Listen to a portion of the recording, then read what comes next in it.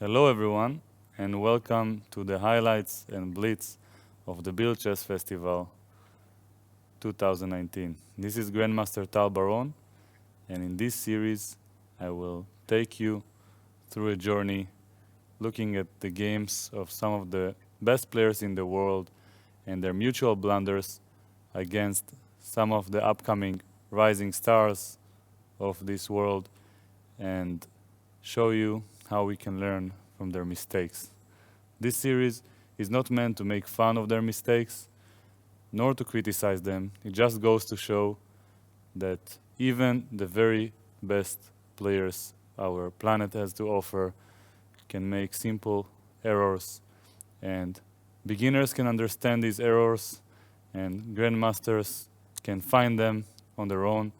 And throughout these 11 selected games, you will be given the opportunity to pause the video in the relevant moments and try to find the solutions for yourselves. I advise the viewers, no matter your level, to be disciplined and actually pause the video and try, because once I show the solution, you won't be able to go through it again with the same effect. I'm hoping that players of all levels will be able to find this series both educational and entertaining.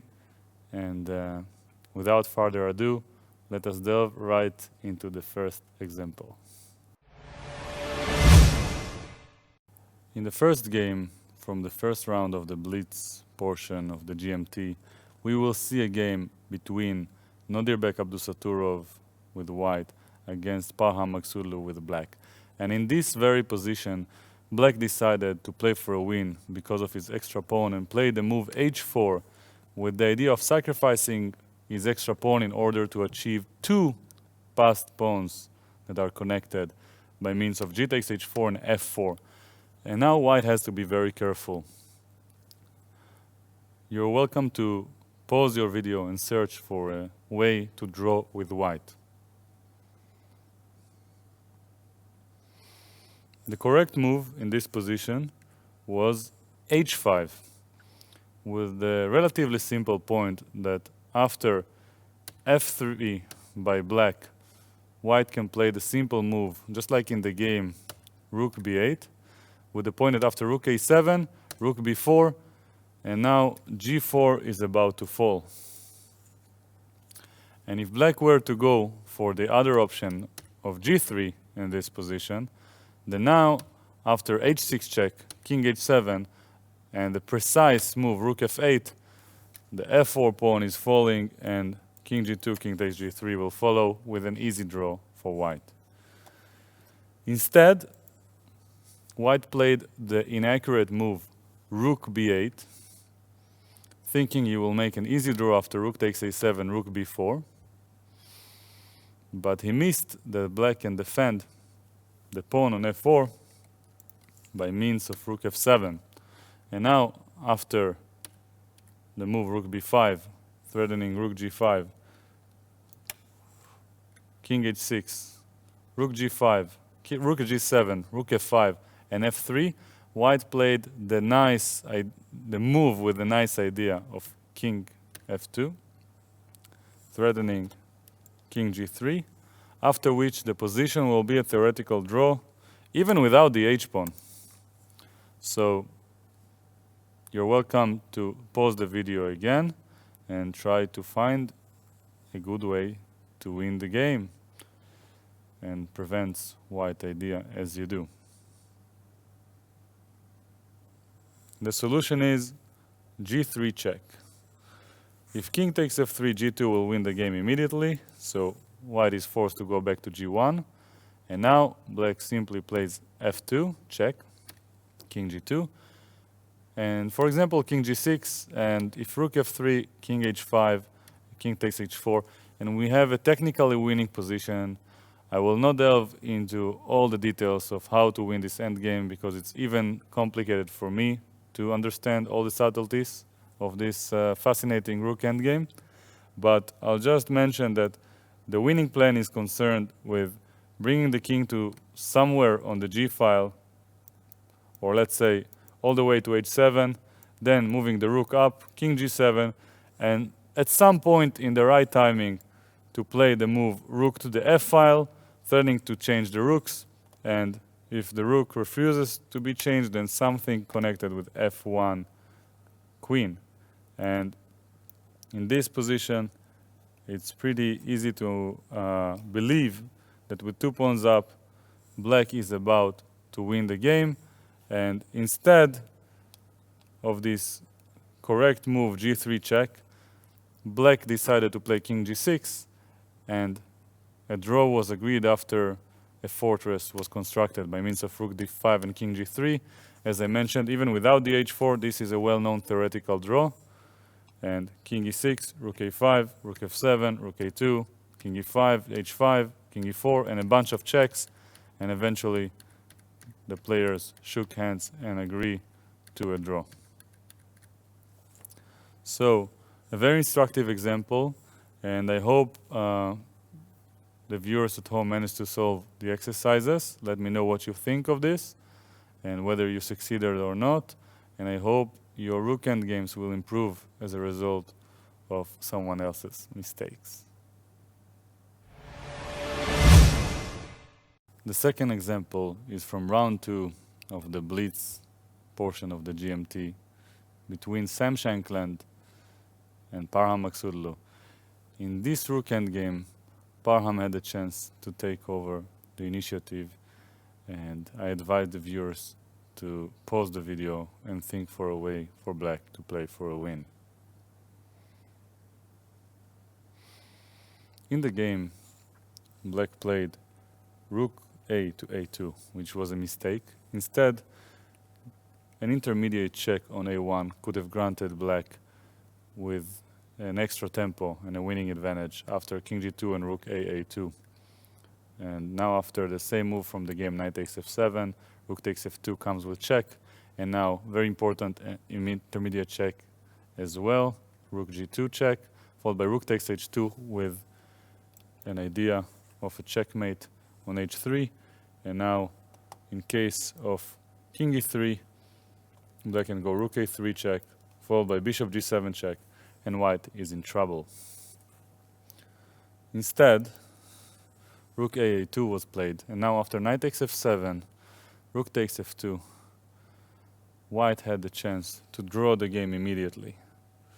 You're welcome to pause the video once again and search for the way to make the draw. The best move was rook to d8, threatening knight takes h6 followed by checkmate on the next move. And here, black has nothing better than rook g2 check, rook takes h2. And now in case of rook ac2, white doesn't have to do much. He just plays c6, and black's pieces are overloaded as knight takes h6 being a huge threat that the rook has to keep an eye on, and this c-pawn is very annoying.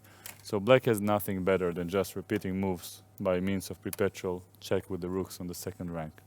Instead of the right move, rook d8, we just mentioned, white made an inaccurate choice and played knight takes h6 check.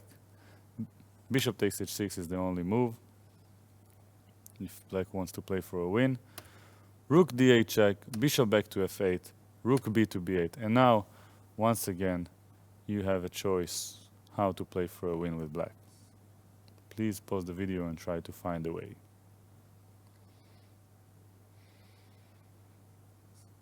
In the game, black played the move rook g2 check with the idea of taking on h2 with tempo. But after rook f8 and rook g8 check and some more checks, white managed to equalize and force the draw. The correct move was rook takes f4. This pawn on f4 is more important, as after rook f8 and king g7, the king will be able to hide on g5 from the checks, and h2 remains weak and will fall very soon with a winning, at least practically winning position for black. And with seconds ticking on the clock, very sure win at this level of play. After the wrong move, rook g2 check, king f1, rook takes h2, rook takes f8, king g7. Let us just see how the game developed. Rook g8, king f7, rook gf8, king e6, rook king g1, rook hg2. And now king f1, rook gc2. And probably a more challenging way to play for a win was rook af2 followed by rook takes f4. But here white can still try to retain equality, but it's not so simple. Rook b6 check, rook d8 check, and now rook d to d6 is the only way, threatening this perpetual with rook c6 check and back. If black played this line and white wouldn't find this continuation, then black would be winning yet again. So instead of the correct move rook af2 followed by rook takes f4, black played rook g to c2, and now white followed with this almost perpetual check.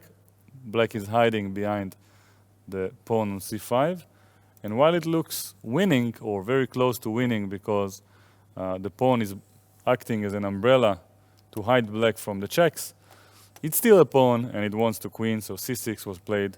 Black realized that the pawn is about to queen and wants to get rid of it, and after he does, then the reign of checks will be inevitable until the king arrives all the way to d2. And now the simple rook takes e2 followed by rook e6, and a draw was agreed very soon because of the well-known Philidor position with the king being cut on the third rank. Just to show a quick example of how to make a draw in such position, white waits passively, and the moment that black pushes his pawn to f3, then he will play rook e8 followed by rook g8 check, and the reign of checks from the 8th rank will be inevitable with a draw to take place very soon. I hope this rook endgame was very instructive and you will be able to avoid some painful experiences due to the mistakes of others. In the third example, we have a nice game between Sebastian Bogner and Odirbek Abdusattorov from the 4th round of the Blitz. Feel free to pause the video and search for a winning move from white.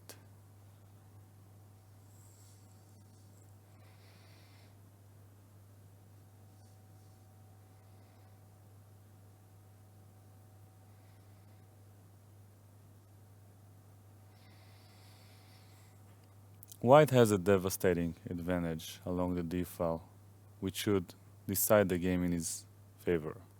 However, if he is not precise enough, black should be able to play knight c6 and consolidate the game and get away from the pin and try to aim for counterplay.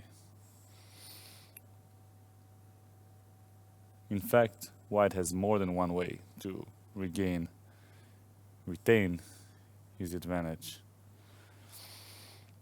So, just like in any other chess position, we ask ourselves which piece doesn't work, and the answer is this knight on e1, and the solution is the very counterintuitive jump knight to d3.